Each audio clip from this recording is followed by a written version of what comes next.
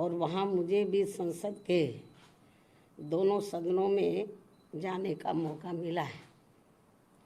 ये मेरे लिए सौभाग्य की भी बात है। तो वहीं दूसरी तरफ आज से वहाँ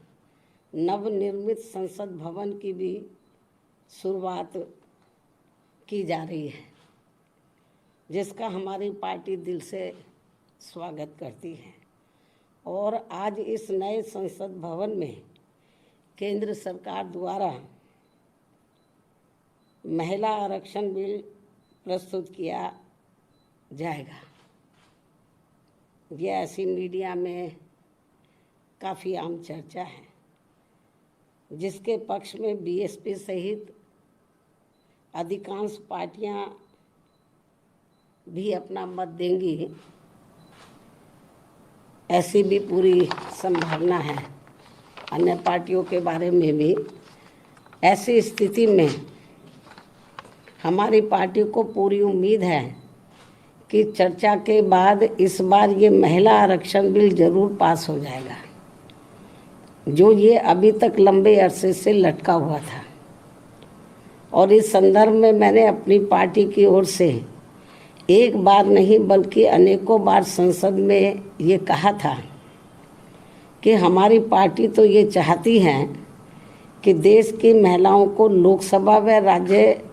की विधानसभाओं में आरक्षण 33% देने की बजाय यदि उनके आबादी को भी ध्यान में रखकर 50% आरक्षण दिया जाता है तो इसका भी हमारी पार्टी पूरे तय दिल से स्वागत करेगी। सरकार इसके बारे में भी जरूर सोच विचार करे। लेकिन इसके साथ साथ ये भी कहा था कि महिलाओं को जो भी आरक्षण दिया जाता है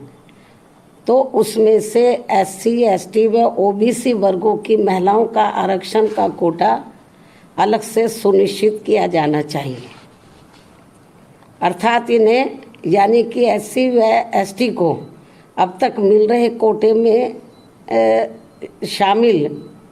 ना किया जाए, क्योंकि बात ये चल रही है कि जो पहले से एससी, एसटी को आरक्षण मिला हुआ है लोकसभा व विधानसभा में, जो भी इनको आरक्षण है तो उसमें से इनको कोटा दिया जाए। तो इसके पक्षधर नहीं है हमारी पार्टी की। महिलाओं को उसके एससी, एसटी को जो रिजर्वेशन मिल रहा है लोकसभा और राज्य विधानसभाओं में, उसमें से इनको दिया जाए, ये ठीक नहीं है। उनका बना रहे, जो अब 33% दिया जा रहा उसमें से इनकी व्यवस्था होनी चाहिए। अर्थात वरना इन वर्गों के साथ काफ़ी नाइंसाफ़ी होगी। और यदि ऐसा नहीं किया जाता है तो फिर इन सभी वर्गों की पिछड़ी महिलाओं को यहाँ सामान्य सीटों पर जल्दी से मौका नहीं मिल पाएगा, क्योंकि यहाँ जातिवादी पार्टियाँ शुरू से ही इन वर्गों को किसी भी क्षेत्र में आगे बढ़ते हुए देखना नहीं चाहती हैं। जबकि भारतीय संविधान के मूल निर्माता परम पूज्य बाबा साहब डॉक्टर भीमराव अंबेडकर ने इन वर्गों के पिछड़ेपन को दूर करने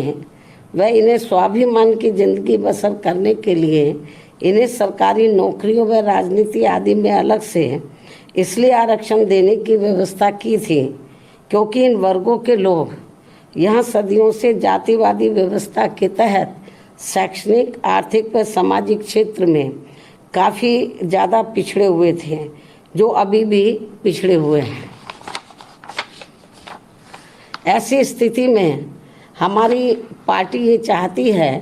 कि इन वर्गों की महिलाओं को आज पेश किए जाने वाले महिला आरक्षण बिल में इनके लिए अलग से आरक्षण की व्यवस्था जरूर की जानी चाहिए। और यदि ऐसा नहीं किया जाता है और ये बिल वर्तमान स्थिति में ऐसे ही पास कर दिया जाता है तो फिर हमारी पार्टी ये मानकर चलेगी कि इस मामले में भी बीजेपी व कांग्रेस पार्टी एंड कंपनी के लोगों की जातिवादी मानसिकता अभी तक भी नहीं बदली है और ये पार्टियां इन वर्गों को अभी भी पिछड़े हुए बनाए रखना चाहती हैं। इसके साथ ही ये भी सर्वविदित है कि इस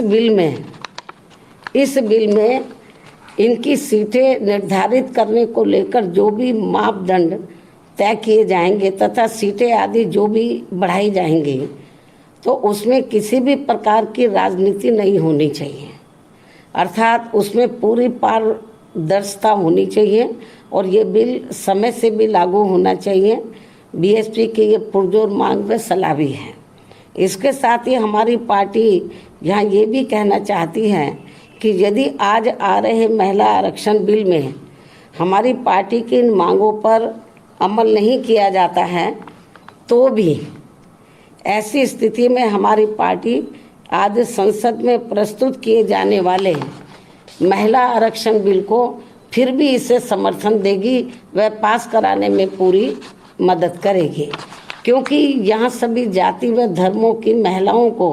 हर मामले में पुरुषों की तुलना में अभी तक भी काफ़ी पिछड़ा बना के रखा गया है। अर्थात देश में सब समाज की महिलाओं की सुरक्षा, सम्मान व